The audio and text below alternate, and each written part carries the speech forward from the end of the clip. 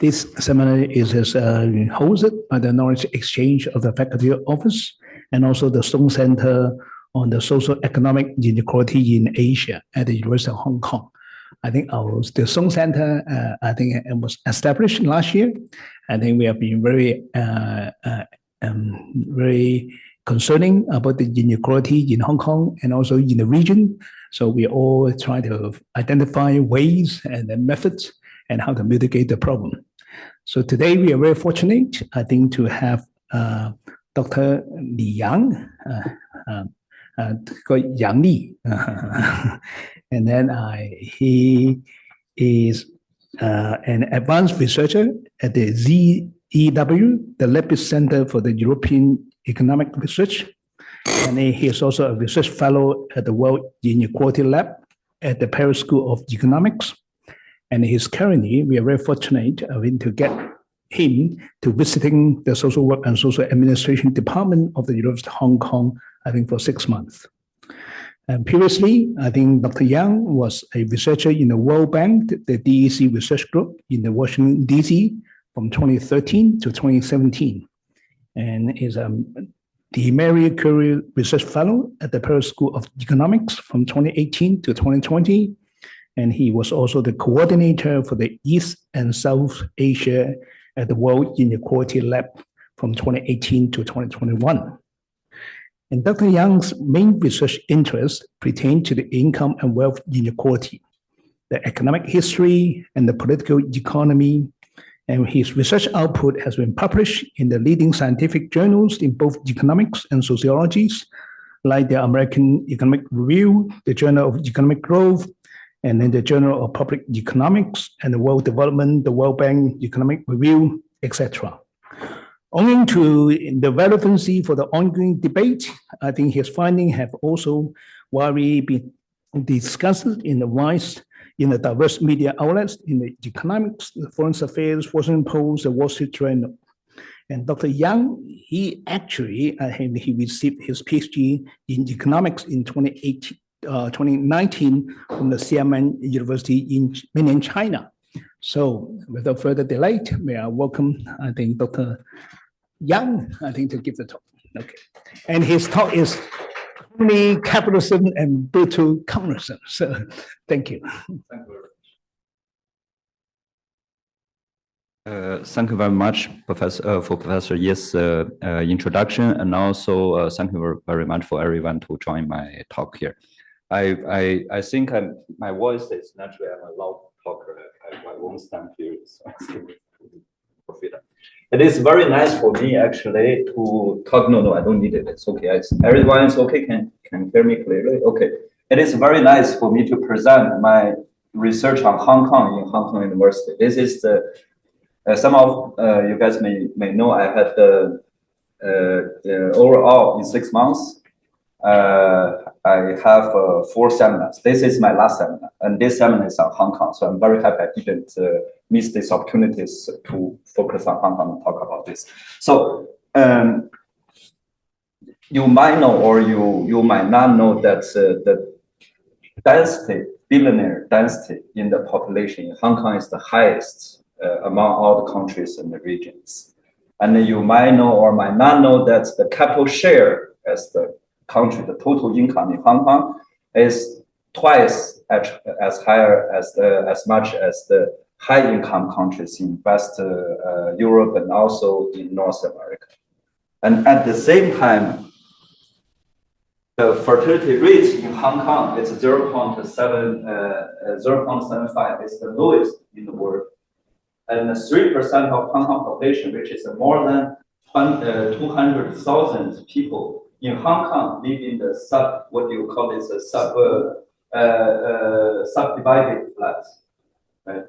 And then how to coordinate these very contrast realities. And today I'm going to use the 30 to 40 minutes here to present the results from some of my research on the evolution of inequality in Hong Kong, so that hopefully I can help everyone understand the current situation of Hong Kong in inequality. Okay, so let me talk about motivations for me to study Hong Kong inequality. Is that this was the first paper was actually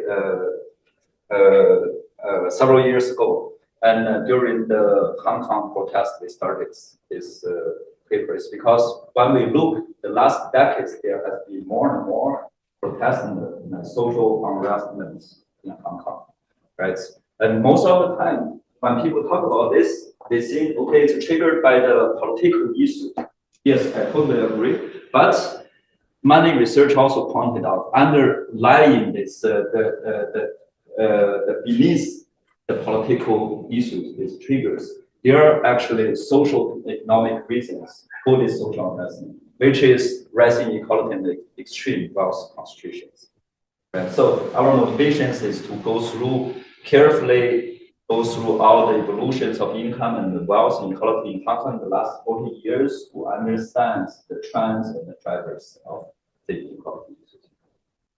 And the roadmap is this combines several papers, right? So first, I will show you the measurements of wage inequality, evolution of wage inequality, and also the drivers of evolution of wage inequality trends, and also the rising of capital share in Hong Kong, right? First, the wage income, and then the capital income, right? And then it's wealth inequality in Hong Kong. The last, I will talk about international mobility. Because we have a very short time, I only mainly present the results of my research. Okay, so first we talk about the rising wage inequality in Hong Kong. What is this?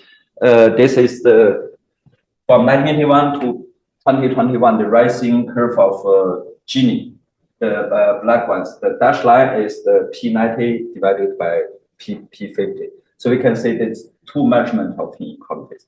How we measure this? We use the census data of Hong Kong. And then the census data from 1981 to, I'm sorry, that's a type to 2021. And we use individual income. In the sample, we only keep employees aged from 25 years old to 65 years old, right? And then we divided these two periods, the whole period into two periods. First 20 years and then last 20 years. As we can see from 1981 to 2001, there's a sharp rising of wage inequality, right? And for example, the Gini rise from around 38% to 46%. Right? And then in the second period, the rise of the wage inequality stopped. The inequality stabilized around the 46%. So we need to remember this. Later, there is a lot of information to actually compare these two periods. The wage inequality rise in the first period, stabilized in the second period. And then, if you look at this, is the real growth of wage income in Hong Kong.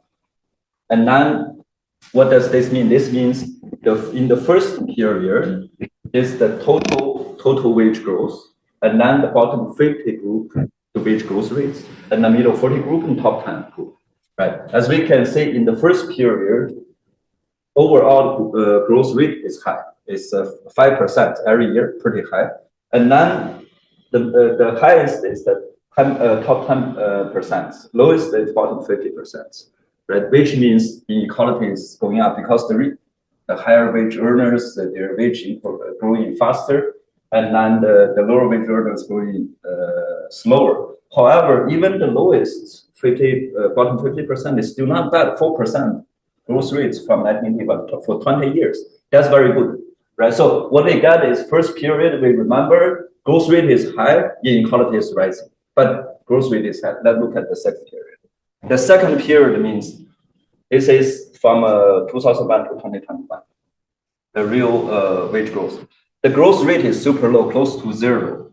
However, in the middle 40%, it's higher than the top 10% and the bottom 50%. So it's a more stabilized but stagnated growth, right? We remember this, okay?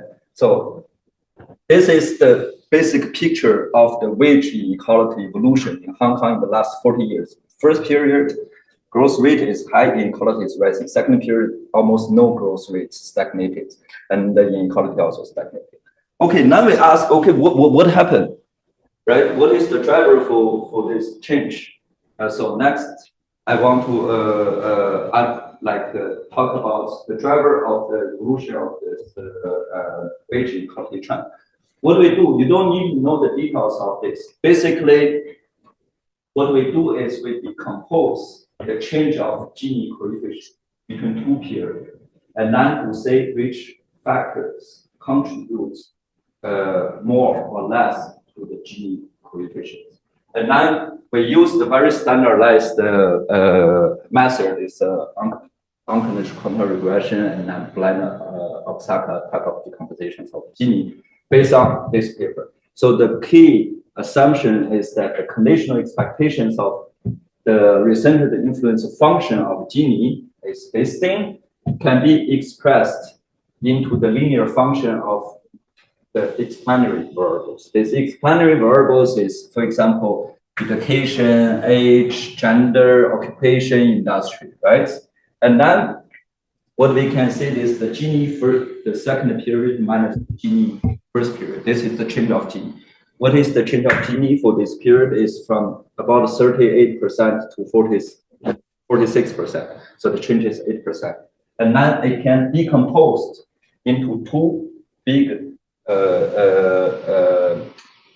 effects. One is compensation effects, and one is wage structure effect. Right? Also, it can be decomposed by X, by education, by occupation. So basically, what you can decompose the change of Gini is, for example, education and compensation effects and wage structure effects. Occupation, compensation effect, wage structure effect. Right? Okay, what is compensation effect? Compensation effect, for example, education is the how does everything is the same expansion of education? How does this contribute to the change of Gini? All right, and then the wage structure effect is everything is the same, and then the return of the education change. For example, higher education, everything is the same, right? It's standard. How does this contribute? Right. So one is the compensation is inside the population compensation, the shares of workers with higher education, the shares of workers in the finance sector, the share of workers which are professionals, right? And then these are the compensation and the wage structure effects. Okay, after we know this, and then we look at the two different period and what is the let's say the impact factor quotation, because this is not causality, this is static analysis of the two period, the change of Gini. As we can see, the first graph on the left is for the first period, right? The Gini increased from about 8%, and the second is not changed too much. And now in this period, what is the main drivers of change of Gini? We can say that what is the biggest part was occupation and education, right? And how to interpret that? On the top, blue one is compensation effect. What we can say is during this period, we have a huge expansion of education and the rising of professionals, and also administrative, relatively more than professionals rise a lot. So compensation effects goes a lot and drives Gini up. At the same time, when there are so many people with higher education, and then the return of the bachelors in the labor market will go down, right? And then this is the wage structure effect. Together, you sum them together, is 0.02 is actually the contribution to the change of the Gini. So, and then these two are the biggest factors, as we can say, the biggest change. And then the third one is the industry. The industry is different from others because both structure effect and wage compensation effect and wage structure effect are positive. And then what does this mean? This shows from the, because the reference group is manufacturing, to show at this period transition from manufacturing, transition from industry from manufacturing to other sectors, right? And then that shows other sectors rising up, and also other sectors rising up compared to manufacturing, the wage also rising up. So this also contributes quite a lot. Total effect in industry. So okay, so this is the first period. And now we look at the second period. The second period overall, we can say there's effect is much less than the first period. Especially, I'm sorry. especially the compensation effect. And this means during this second period, compensation doesn't change too much. For example, the share of bachelors in in the sample from 2001 to 2021, it's increased a little bit, but not that dramatic, stabilized as if I mean education increased not as much, a little bit, not as much as before, and then the industry and occupations stabilized. So the conversation didn't actually change during this period. The whole society as if it's stagnated, nothing changed too much from the compensation effect. And also because the compensation effect didn't change, also the restructure effect didn't change. The only thing stand out is education, but compared to the first period, this is much smaller. Right? So this is what we get in the wage inequality part. And I make a very quick summary is the wage inequality rise in the first period, stabilized in the second period, right? And then the first period rise because there are lots of social structure change. For example, expansion of education, rising of the professionals, changing from like industrial changes from manufacturing into the other sectors. First period, lots of things done. Since 2001 in Hong Kong, not too much of things. In terms of the data, when you look at the data, inequality didn't happen. Wage growth almost zero. Structure change, education expanded, but others not. This is two periods. It's very clear in our mind. We need to remember this because now I'm going to show you something very contrast, which is the capital part of the income. Right? This rising of capital share income. Before I started, I need to explain how we give definition of capital share and how we estimate capital share. So we estimate the capital share is the capital income as a share of net national income, right? This is the definition how to estimate it. It's net national income equal to net GDP plus net factory income. Net GDP can be composed into net operation surplus plus compensation of employee wage for labor income, capital income, and tax. And then net factory income is net foreign factory income. It's equal to net foreign property income and the net foreign compensation of employees, wage, labor income. Right? So the capital share is equal to net operating surplus domestic plus net foreign property income as a share of GDP. So this definition or the way to calculate capital share is based on national accounts. Okay, and then the definition of operating surplus, including corporate profit, interest, dividends, rents, and income. However, the capital accounts, most of the time when they measure the capital income is not accurate. And this is not the news. And if you have better data, for example, tax data to measure corporate profits or dividends, right? And then it's better to use the tax data to measure the capital share. Right, so we of course we have national account for Hong Kong, we measure this, but our benchmark is the one I said we use the corporate profit tax data to estimate the corporate profits, and then we use this as a benchmark to estimate the capital share. So this capital share, as you can see, is equal to Hong Kong citizen. It's Hong Kong citizen owned capital income is equal to corporate, including corporate business profits, plus rent, imputed rent, plus net foreign property income. And we sum them up by 90%. Okay, now I'll show you the evolution of the capital share in Hong Kong. This is the dotted line is based on national accounts, the first one. Our benchmark is the black line. This is the corporate profits, unit corporate profits, and house rental, imputed rents. And then this is the net foreign capital income. As we can see, the capital share before 2001, 1993 to 2001, it didn't rise too much. It's even declined. We don't have longer data, right? So, but this basically 8 years, we can see a little bit trends.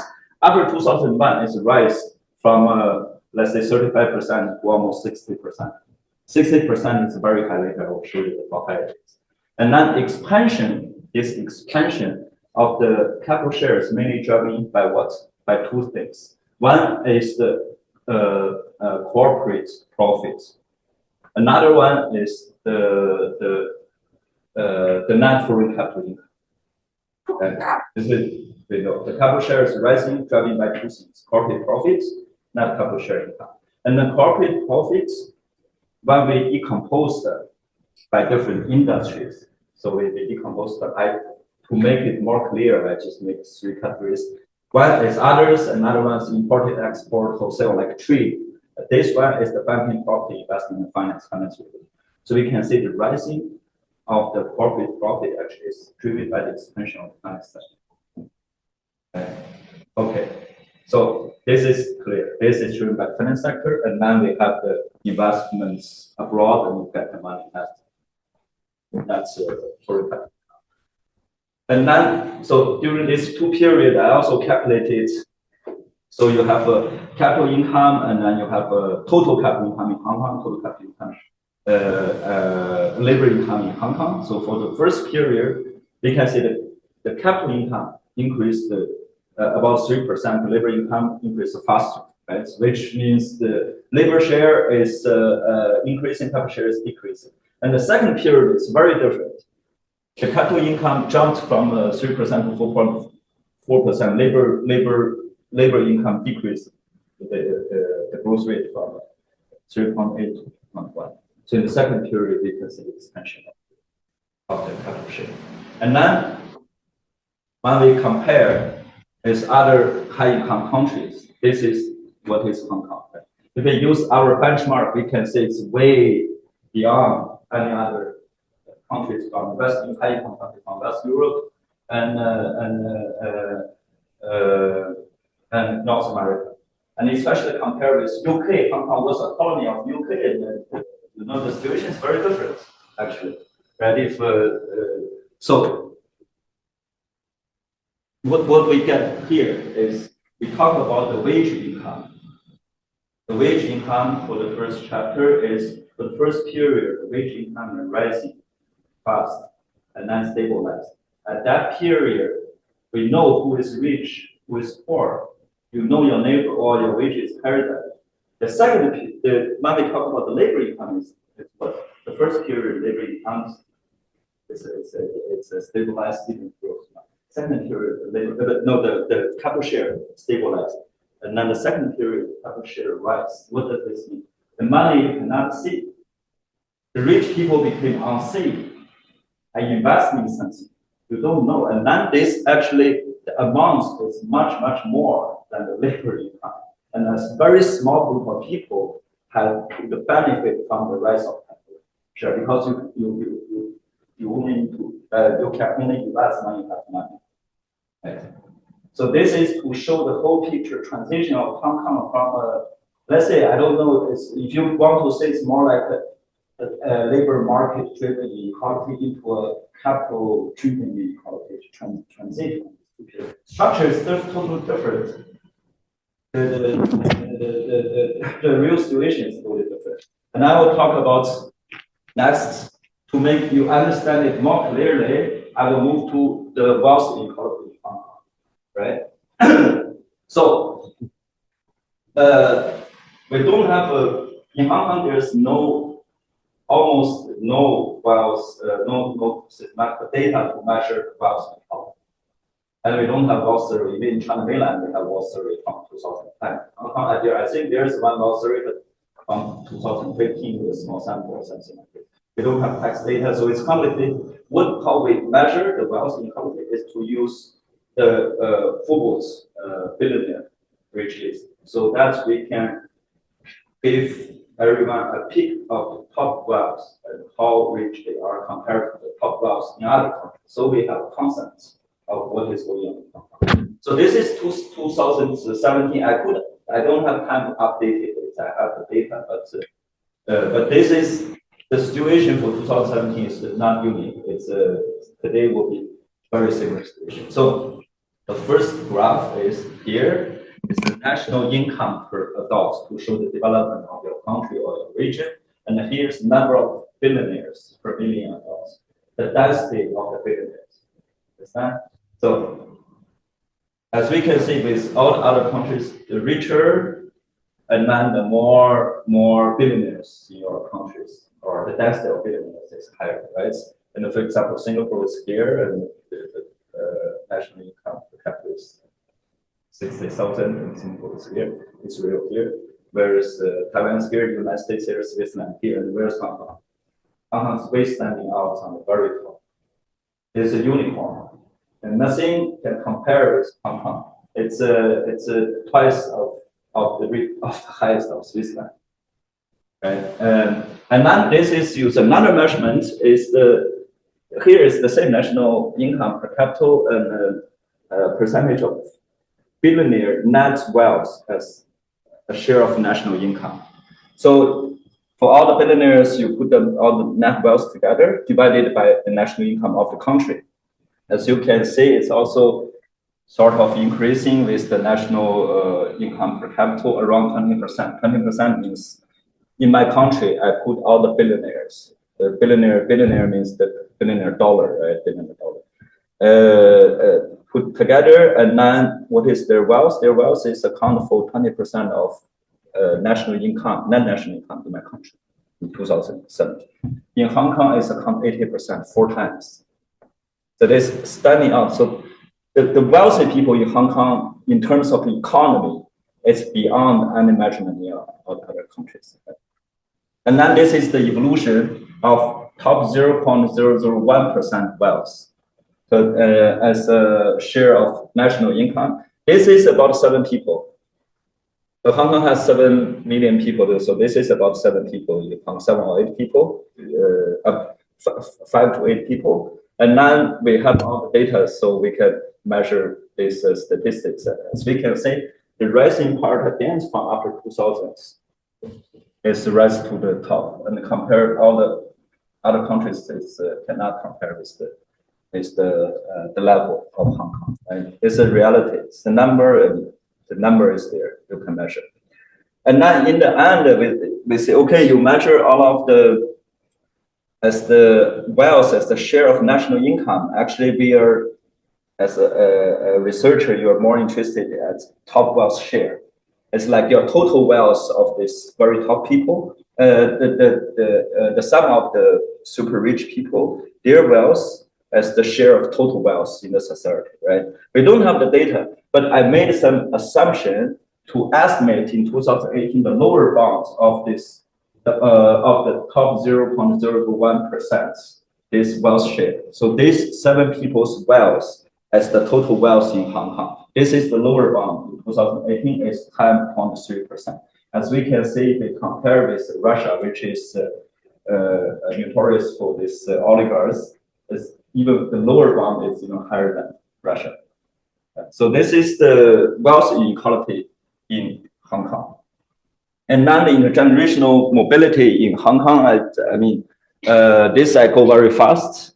It's the results, because the results is quite similar with the other countries. It's not particularly special, but all quite interesting. So how I measure this? What we measure is called absolute intergenerational mobility, which you measure the income, the real income of the kids, the percentage of real income of kids bigger than your parents. For example, my income at 35 years old is what? And now my dad's income at 35 years old is what? If my income is higher than my dad, that is what? Right? The share of the population, like me in the society. So as we can see, this is Hong Kong and compared to the high income countries. As we can see, from 19, that's a birth cohort, right? The income is actually measured in 2020. So that's a birth cohort. It's a 1980 birth cohort to 2000 birth cohort. This is the absolute mobility is declining, which means less and less kids earning more than their parents. And now it's only about 50% of the kids earn more than their parents. Before it's 85. And now the trend is similar as high-income countries, but it's more steeper. The only one to compare with Hong Kong is Japan, but during this period, Japan's growth is stagnating, right? And Hong Kong's growth is fast. But I just finished the working paper for this, where I'm making this. If you are interested, you can write to me, and I can share the paper with lots of details. So, okay, we make a summary of the the results for the empirical results here. What is the summary? First, the data in Hong Kong to measure inequality is very limited compared to the Western Europe and North America. And with the limited data, what we get is we divided for 2 periods. The first period that we see the rising wage level and wage inequality, and modest the rise of capital share and the top wealth share. In the second period, we see the stagnating wage level and the wage inequality, and also the structure change of society, and the sharp rising of capital share driven by finance and foreign sectors, and the sharp occupation in foreign sectors.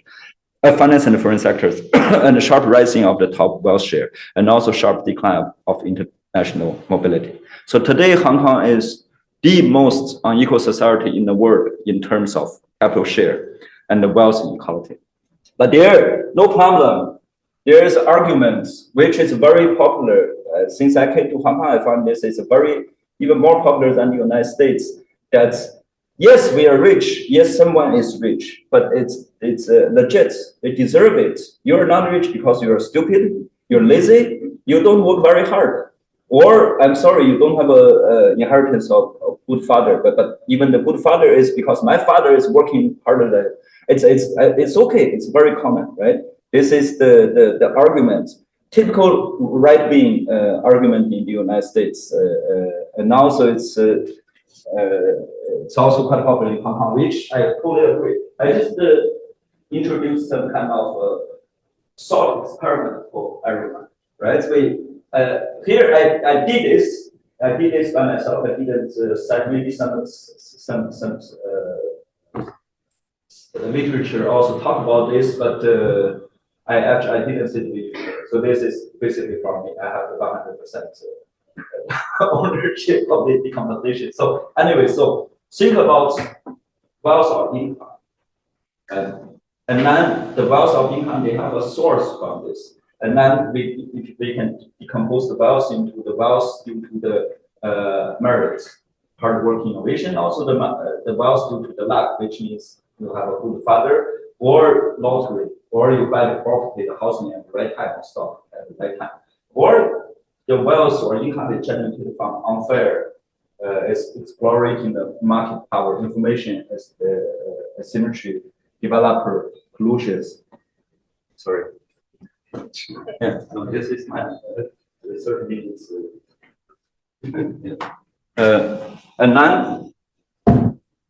and then you also have illegal money laundering, fraud, corruptions, and even robberies to accumulate your wealth. Right. For this part, I know, for example, Li Jiaqing invests a lot of things in China mainland, in Shenzhen. That's information is essential. What Li Jiaqing knows before he invested there, he knows the plan of the government how to develop the city. That's why he buy the landscape.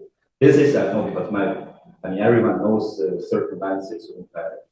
I'm not arguing it's fair or not fair, but this is just how it is, right? So, anyways, if we can decompose this, my question is, what do you think among the fortune of Hong Kong's billionaires? What are the real weights for each component? You guys can think now a little bit, right? And what is the component? So put the number in your mind. What is the 80%, 10%, or 10% 0, or 50% is 20%, 30% 0, or whatever. And you can think about what you think with all the billionaires. That's the 80% of the national income of Hong Kong. What is the share of their wealth? And if we can measure them, how should we tax them differently? Right? You earn different money, should tax differently. If you rob someone from the money, and then, even we don't put that guy into the jail, we should take all the money because it's illegal. And then if we treat unfairly, what should we do that? And then this is what I provide as a thought experiment to let everyone think about this. And now what is in the reality? In the reality, I show here is the compare Hong Kong with Hong countries, also China mainland, the tax rates, the tax policy with Hong Kong. As we can see, there's no wealth tax, and income tax, this is which tax is the lowest among all the countries, and Hong Kong as a region, right? The tax on dividends and interest at 0, capital gains tax on 0, property tax lowest, inheritance tax 0. So based on this, the assumption is, you know, if you look at the slide before, the reality is that we basically, I don't know, like don't tax all of this and tax the unfair in a very low way. And or like all of the lots of incomes are not taxed. Or you assume that share is 0. That's why you don't tax it. You know what I mean? So, but yeah, anyways, this is the reality.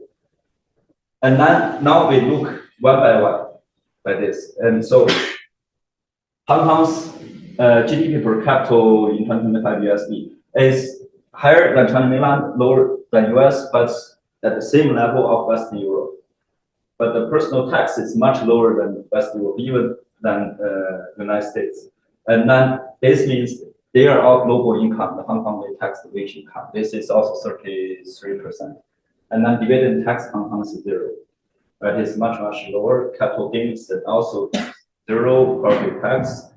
Other countries like 25. For only US it's lower, but still higher than Hong Kong at 30 and 25. And the inheritance tax, only China mainland we don't have it. So we have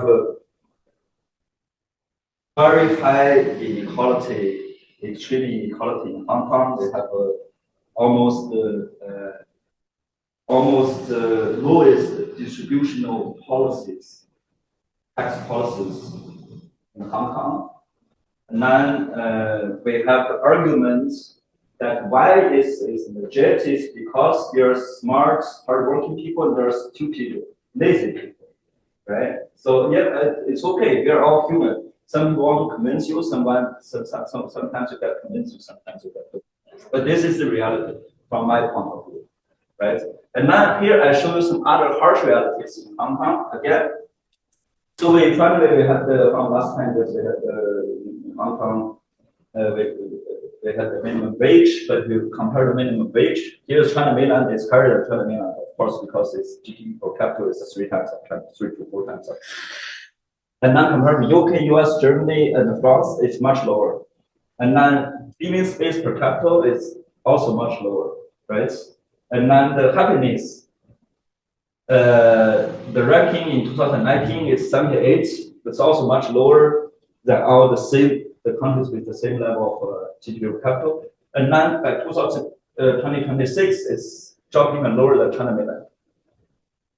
I cannot believe Hong Kong people stagger go in China mainland.